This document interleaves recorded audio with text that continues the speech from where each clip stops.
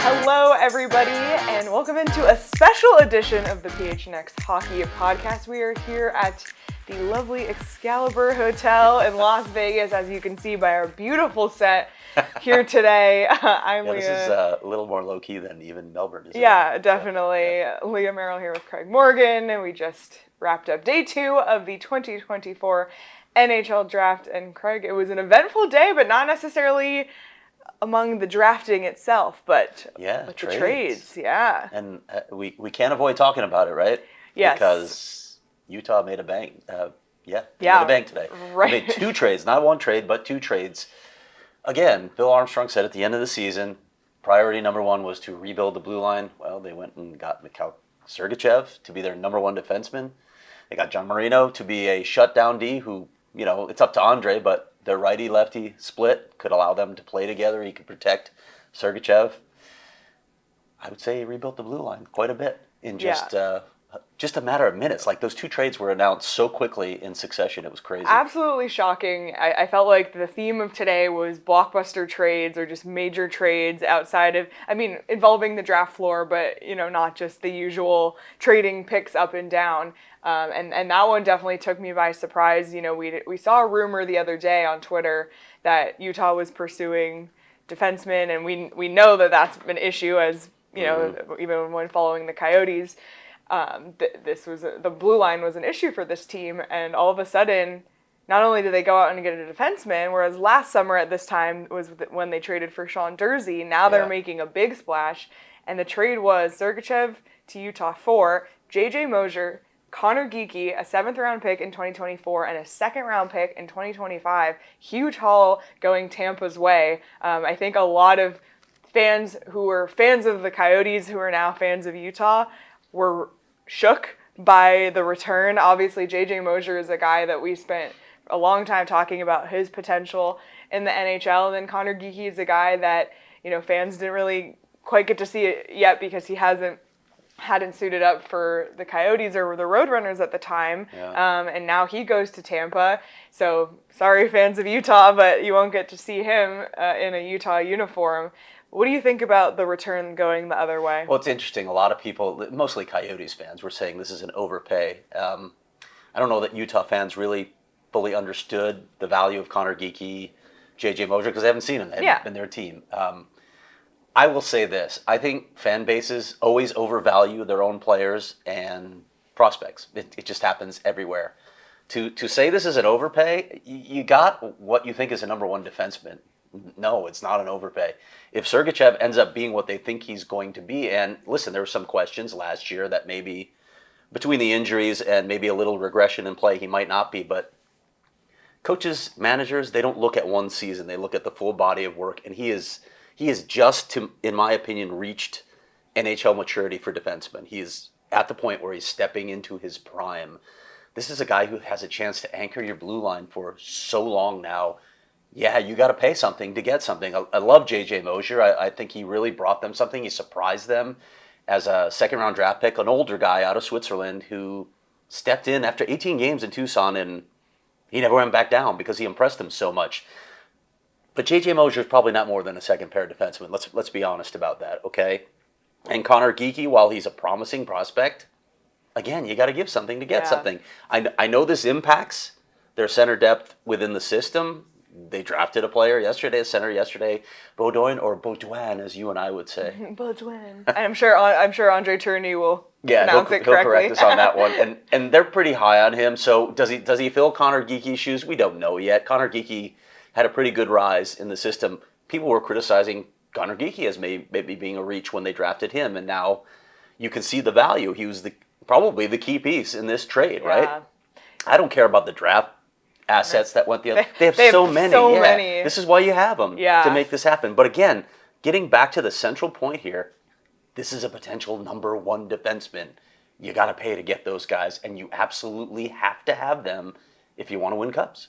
Yeah, I think a lot of Coyotes fans today were feeling like a little bit bad because you feel like you're finally the window. It's not not the cup window, but the window of being on the rise is just opening for the first time in years. This roster has a top defenseman, and you could truly say that. Yes, it's unfortunate that they had to give up players like Mosier and Geekie to get that, but like you said, it's a huge splash, and I know that a lot of Coyotes fans, both in our Discord and on Twitter today, were just, I think, thinking, could you imagine Sergachev in a Kachina jersey? And again, it's just another knife twist for the fans of Arizona, but for fans of Utah, whether you're new fans or Coyotes fans who are now fans of Utah, this is really exciting. And John Marino as well, coming over from New Jersey, that was an exchange that just involved picks. Yeah. But the blue line's looking a lot different for this team. It is, and free agency has yet to come. I think they'll probably do more in free agency. Yeah. I don't know if they'll still go after a big ticket item like a Brandon Montour, who will be an unrestricted free agent. I don't know. We'll see. A lot of that will depend on term and money, right? Bill, he joked the other day, or right after the first day of draft, that he'd like to put his phone down on day one of free agency because that's where mistakes are made, and it's usually an overpay and a lot of term because that's the market in free agency. That's what you have to do. Does this allow them to avoid that? Maybe they pursue Montour, but on their own terms, and if he wants a 7-year deal with high numbers, maybe they don't give it to him. Maybe they just get guys to fill in and give their prospects another year to develop, guys like Mavlam or Sergachev, or even a guy like Artem Duda, who I reported the other day. They're close. They're close to signing him. It's in the league's hands right now, figuring out that whole Russian contract thing. So a lot of prospects in the system, but again, you got your number one defense. You think you got your number one defenseman. You don't know. There were some concerns that when he signed the contract, Sergachev fell off a little bit. I don't know. I don't know how to read that. He's in a different role there. Victor Hedman's still there. McDonough's still there.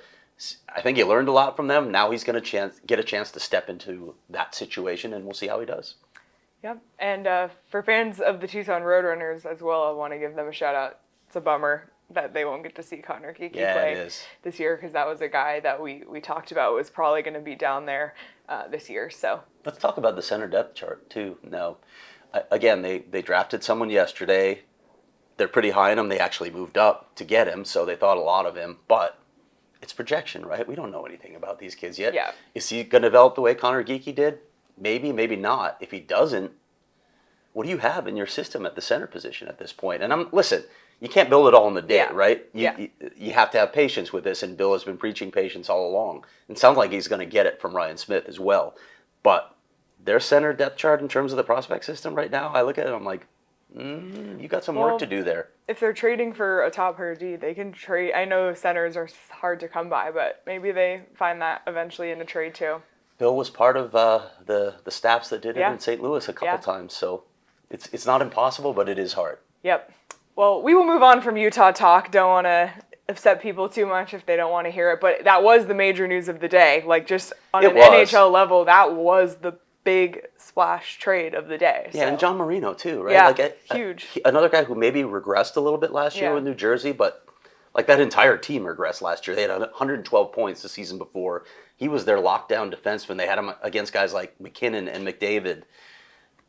Is the one which is the truth? We don't know, but another guy he just turned 27 last month. Both of these guys fit that age group where Bill has always said, I don't want to bring in guys on the wrong side of 30 because they're not going to be around when this team is ready. But these guys can grow with the core. If he can be a lockdown defenseman and they've got Sergachev, you've just upgraded your blue line significantly. Absolutely. Well, Tampa was dealing today, sending Tanner Jeannot to the LA Kings, which was just crazy given what Tampa originally gave up to get Jeannot, but it just felt like they were shedding a lot of salary today. We saw earlier in the weekend that Steven Stamkos declined an offer from them. It was low, like $3 million per year, I think, for 8 years. are they clearing up room for that? Are they clearing up room for something else? Now they're rumored to be pursuing Jake Gensel. Really interesting what's happening over in Tampa. Yeah, that's a weird situation, Yeah. right? Teams get caught in these situations. I think after they win cups and you're a couple years down the road and you're like, do we still have it? I think internally they probably know it's over. The window is closed, but you've got to ride out some of these players like Victor Hedman that are going to be around. So some of these moves almost feel like, okay, we're going to start our rebuild quietly behind the scenes while we ride this out. You get a guy like Connor Geekie who could be a really interesting piece for you, and JJ Mosier for a long time. Maybe you can start, filling in those gaps with the look ahead that eventually a few of these guys are going to be gone and we'll already have pieces. We won't have to start from scratch at that point. Yeah, so I found that one pretty interesting, or just the moves that Tampa made today pretty interesting. But we'll run through some other trades that went down today, some ones involving current NHLers. Two couple ones besides the Utah one, which was obviously the most shocking, but there were two others that kind of had a little bit of shock value. The first one was the fact that Logan Thompson got traded to Washington from Vegas, and we're in Vegas, just as a reminder. And not only that, Logan Thompson was scheduled to sign autographs for fans at Sphere today, and like, what a whirlwind for him. I saw this tweet earlier today. First of all, Danny Webster tweeted, Logan Thompson was in bed when he got the call from Kelly McCrimmon that he was being traded, had about an hour to get down here to sign autographs, didn't want to miss an opportunity to meet with the fans. Wow. So really, really cool to hear from that. And someone, Stephen Wino, quote tweeted and said, Logan Thompson knew he was getting traded. Rather than sulking, made a point to go to the previously scheduled autograph session at Sphere. That's classy. Incredible sign of him as a human being. So, can I just say this? Can I just say it? Yeah. Can I acknowledge the elephant in the room? Yeah. Yeah. Shane is off left, and It was my elephant noise. it's really hard. He's just like lying on the bed. Like staring at us. Yeah, staring at us. Yeah. Logan Thompson handled his situation with more grace than we just did with Shane lying over there. Really crazy. Again, Vegas not afraid to make goalie moves ever. And then on the flip side, Washington kind of gets to fill the gap for losing Darcy Kemper. Yeah, another team that's... Yeah. What are you doing, Washington? Yeah, not sure. It's over. But the Logan Thompson thing, just with the circumstances of today, crazy. Another one that kind of surprised me too was they announced Toronto with the final pick, the final pick of the 7th round of the 2024 NHL Draft. And by the way, and we'll talk about the experience at Sphere in a minute, but the trade alert was so loud and abrupt every time, and it was really cool on the screen. Like, trade alert, great, but giant it was puck. Yeah, giant puck, but it was loud. Like, we actually saw staff on the floor physically jump multiple times when this graphic would come on the screen. So anyway, you're like, okay, it's the last pick. Here we go. The rounds on day 2 always fly. And all of a sudden, that thing comes in, and you're thinking, oh my God, it's the last pick. Like, Toronto's really about to trade this pick away. They weren't trading that pick. They were announcing a different trade, which was Dallas trading Chris Tanev to Toronto for Max Ellis and a 2026 7th round pick. So at first, the trade graphic comes through, everybody laughed, and then they announced the trade and everybody gasped. So it was a pretty funny moment at Sphere today. But what are your thoughts on that Just one? Toronto getting blue line help, right, that they desperately need. We know they need that. Yeah, and I think they were in on him before Dallas ended up getting him, so it kind of worked out for them in the end. Just a thought, maybe go get a goalie too. I don't know, just me thinking out loud. Oh, well, if any Toronto executives maybe are watching. it'll come next year, Toronto. I won't say the year. I won't do it. Oy, oy, oy. A couple other trades that went through today. Kevin Hayes to Pittsburgh from St. Louis. And the Devils traded Holtz, Akira Schmid to Vegas for Paul Cotter and a 2025 third. So just a lot of trades today. There's a lot of action. And it's good because I think that having big trades like this is what makes the draft really fun. We saw a lot of trades on day 1 just moving picks around to move up or back. We didn't see many trades for current players. Today was the day for that, though. Yeah. And it offered a lot of intrigue on rounds 2 through 7, which normally is, no offense to the players taken those days, but a little bit more dull than the first night. Yeah. So Bill Armstrong leading the way, right? making a splash. I think he said on NHL Network, woke up after my 2 minutes of sleep and Right. decided, let's go shock the world, which is a very Bill Armstrong. It is. So listen, thing to say. I said this to you guys in the car, but I'm gonna say it. Like, Bill Armstrong gets media. He gets how to play to media. I will say that, and I know maybe that rubs some people the wrong way, especially in NHL circles where it's all very low key. This is good for the Utah franchise to have a guy like this as the face of your franchise. He is engaging, he's funny, he's articulate, he's insightful. It's a really good spokesperson for this franchise to have moving forward.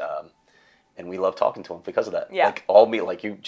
He had a quick scrum because he was getting out of here. As he told me, he's flying on the private jet back home because he didn't want to do the commercial thing and risk not getting home. I would. Exactly. If you got that opportunity, I'm all for it. But he just had everybody laughing, right? There's national reporters, and he's just so engaging. Yeah. That's going to be a real asset to Utah.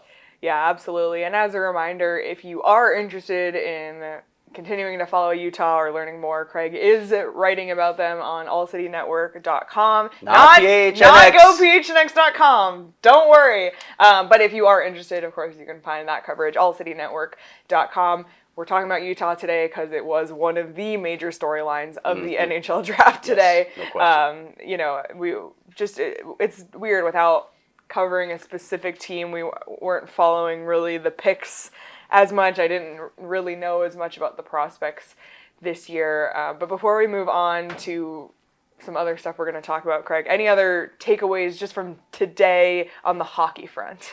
Not so much on the hockey front. I know we're going to talk about the Sphere, and we're going to talk about the elephant in the room? Yeah. Not Shane Diefenbach No, on the wanting bed? to do this again, I think it's a mistake by the NHL. We'll get to that. But just on the hockey side, it was interesting. There were a lot of complaints from people they didn't acknowledge the Florida Panthers as Stanley Cup champions. That usually happens. The NHL asked everybody to move it along quickly today, which is weird, right? It's the draft. Yesterday. Both days. Yeah. Both days they wanted to move. Today we had to be out of there by 1 p.m. Yeah, it was wild. It finished at 12:40, and then it's like, okay, bye. Staff moved in. They started taking things down, and they were aggressively in our way or moved right around us. It was really clear that media had to clear out of Sphere by 1 p.m. today because I think they've got another event tonight, right? So crazy. Yeah, but it was an experience. Yeah, it definitely was. Let's talk about it. Sure. We talked about it a little bit. If you watched our day one quick recap video, we spoke a little bit about the experience there. I think it was an unbelievable place to host a draft. I would even say do it every year there. That's how cool it was. Yeah. I think other leagues should take notice. I thought it was unbelievable, and obviously I just think I would love to experience another event at the Sphere. At Sphere, not the Sphere, as well, because it was really, really cool. It was so funny though when we got there yesterday. Normally, these events are in arenas, and most media members are familiar with either the arena it's in because they traveled to them enough, or you kind of have a sense of how an arena is set up.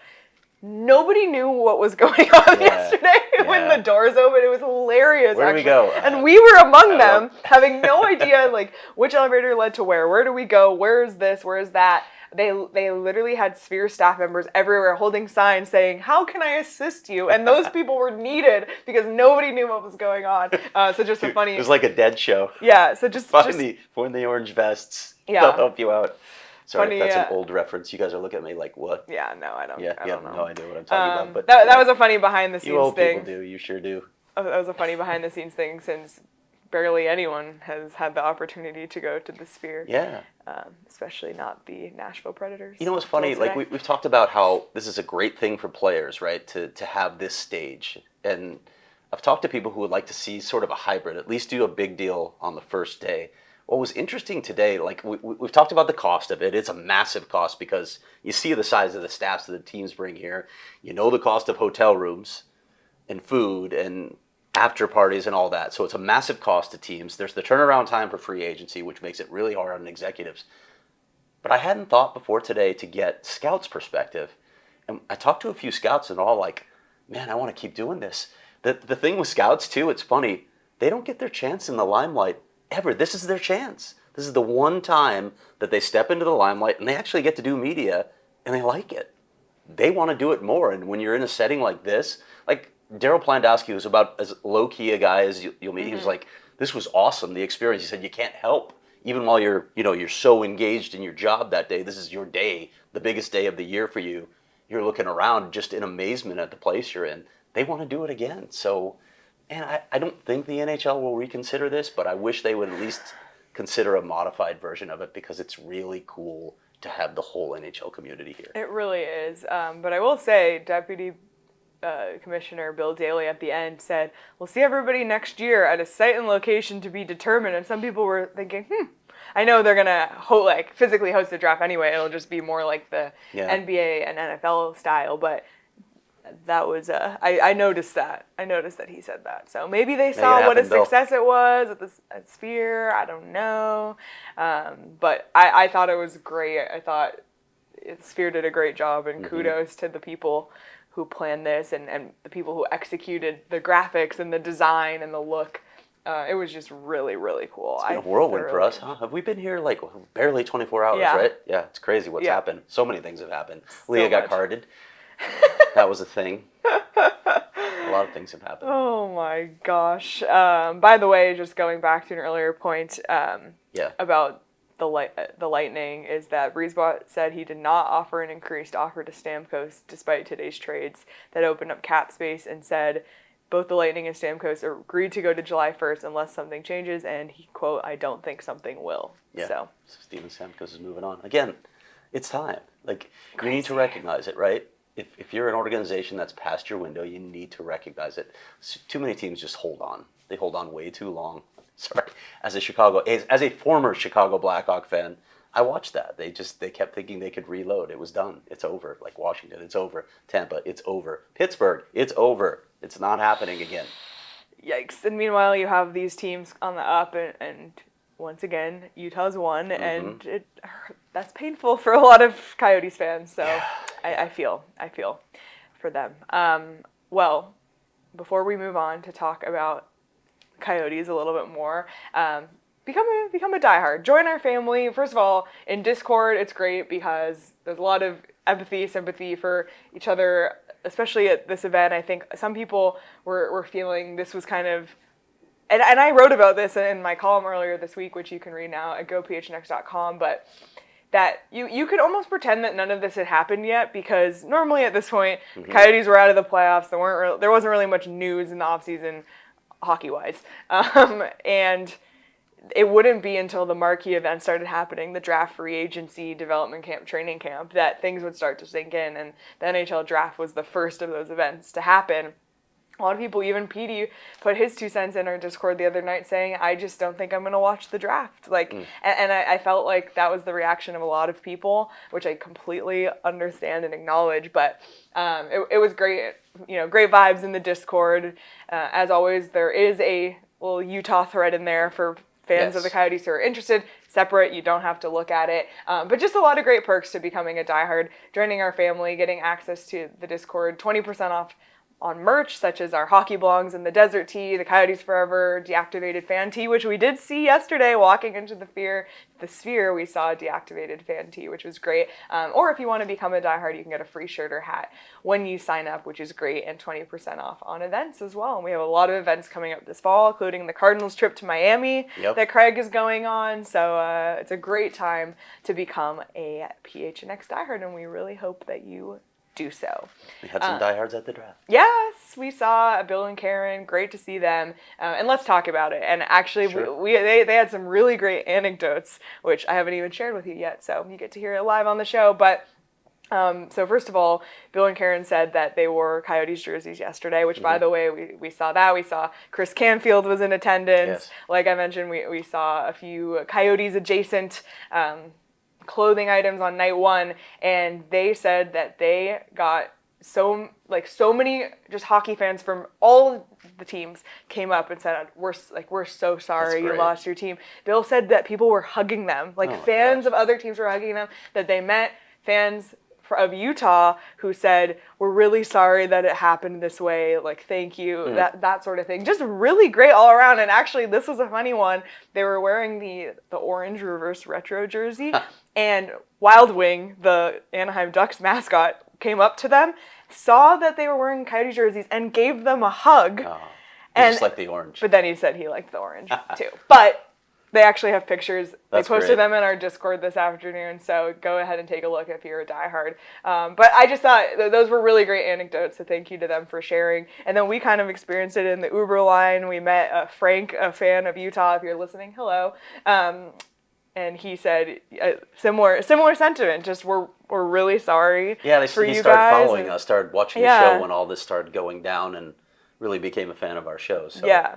So it was really great to see the outpouring support from the NHL community on the fan level. We experienced something similar on the media level as well. Once, either people we know who said, were really checking in, "I'm so sorry," or there were some people I didn't know and they said, "Oh, where are you from?" I said, "Arizona." Their immediate reaction was, "Oh, like, how are you doing? I'm so sorry." Like, there was nobody scoffing or, or anything like that. It was really nice to see that from the NHL community. And that's the NHL community, right? Like, none I've ever experienced. I've covered all the other sports. It's different. Hockey's different. I don't know why that is, but it's the truth. Yeah, absolutely. And I had the opportunity to catch up with a number of national media members and personalities. I also talked to some player agents to get their perspective on things in Arizona and how they unfolded. You can check out those videos a little bit later on our PHNX Sports YouTube channel in the coming days. So make sure you take a look at that. I think a lot of Coyotes fans will be interested to hear what they had to say.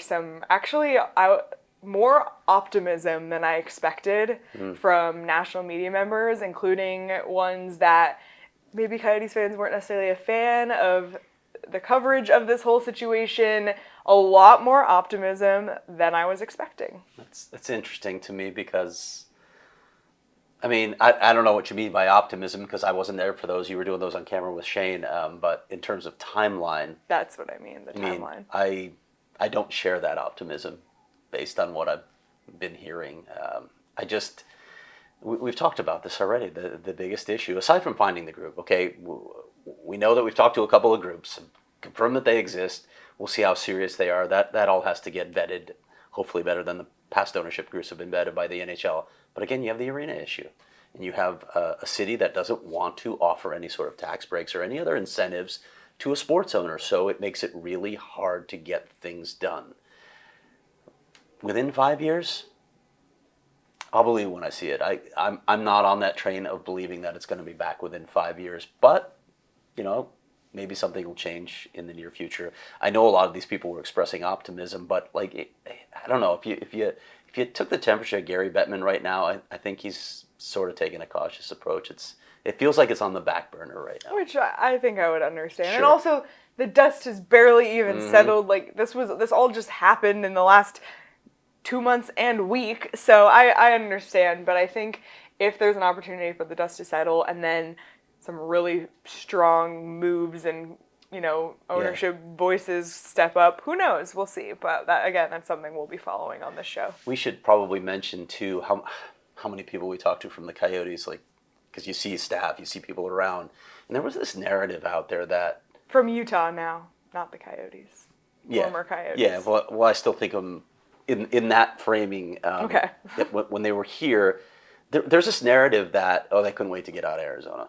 They're really dying to get to Salt Lake City. They're dying to get away from the Morelos. Okay, that was almost universal with players, coaches, managers, staff. They couldn't wait to get away from the Morello ownership group and get to an ownership group that was going to support them the way they felt they needed to be supported. Did they want to leave Arizona? Hell no, they didn't want to leave Arizona. Like, we were talking to people who were saying, we're looking for places in Salt Lake, and people were like, oh, you're going to love it, it's beautiful. And they're like, we just left Scottsdale, okay? We love Scottsdale. Yeah. We didn't want to leave Scottsdale. It's perfection for so many hockey people. So in that light, just remember, hockey players want to play in Arizona. Hockey staff, managers, they all want to be here. Yeah. They love living in Arizona. It's just about getting the right ownership group and somehow getting an arena built. in the right location. Yeah. Because they're not going back to Glendale. I've said this already. It could be, if you have an arena locked in, you've shown a plan and you're already moving forward with it, it's going to be 3 years. Would they entertain the possibility of letting them play in Glendale temporarily? Sure, you'd have to work that out with Glendale too. Yeah. I'm not sure how excited Glendale would be to take them back for, oh, you want us in a temporary solution again, situation again, huh? It's like, it's being the jilted lover. Oh, you're coming back to me now, but you're leaving me again. Yeah. I'm not sure that that's going to work out. They need to get the arena locked in before it ever happens. But Arizona is a hockey market. The NHL believes it's a hockey market. They love the market and want to be there. They just have major hurdles. Yeah, and again, that was the sentiment of the national media members as well as the agents. Were really complimentary of the potential of Arizona as an NHL market. It's just, and this is just the same thing across the board. You need to have a great and stable ownership group, and you need to have an arena. And those two things have never been solved in the history of hockey in the desert of Arizona. That is, and the desert here, it's working quite well. Is it ever? Oh my God, it's Vegas, Golden Knights everywhere. But yeah, unfortunately, that just hasn't been the case. But we'll see. But again, you can check out those videos later in the week on our YouTube channel. Why don't you just throw out the names so people know who's coming? Okay, well, we talked to our friends Pete and DJ of What Chaos, of course, part of the ALLCITY family. Also talked to Ryan Kennedy of the Hockey News, Frank Saravalli from Daily Faceoff, and Mark Lazarus from The Athletic. And then as far as agents, talked to Brian Bartlett, who represents Clayton Keller, Logan Cooley, and then Kurt Overhart, who represents Nick Schmaltz. Yeah, so some good voices. Some great insight, people who really, have a connection to the situation. So really, really interesting, and I'm looking forward to getting those out there for people to see. Craig, anything else before we wrap up here? No, I got to write a story, try and get it done, and we need to have a night here in Vegas. I mean, I know we had a night last night, but we need to have a longer kind of all-city night. Just a little bit. It was a surprise that the two of you were feeling the effects while this old guy was doing okay. Just saying. Oh, man. By the way, it is really cool to see the presence of ALLCITY here in Las Vegas. Yeah. The whole DNVR Avs crew was here. CHGO. Yeah, the whole CHGO crew was here. And Charlie O'Connor from PHLY was here. So, and obviously the What Chaos guys, they left this morning, but we saw them last night. So really cool to see the presence of ALLCITY here in Vegas. And we hope you continue to support those. I know there's some people who are kind of jumping on the Avs bandwagon now from former Coyotes fans, so definitely check out our friends at DNVR Avalanche, and you can check out any of their shows and What Chaos as well. So that was really fun. And by the way, we want to give a happy birthday shout out to our friend Patrick Brown.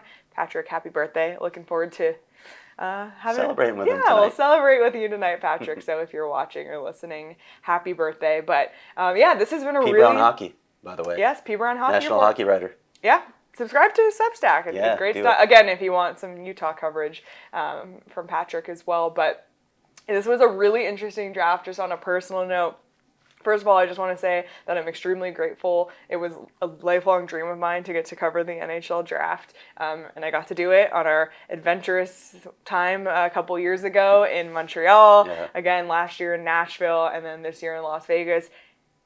The contrast of this year compared to those two, very wild. It felt very weird to not cover a specific team, but I'm really glad we came. I think it was really cool. Would this have been your favorite draft had it still been about the Coyotes?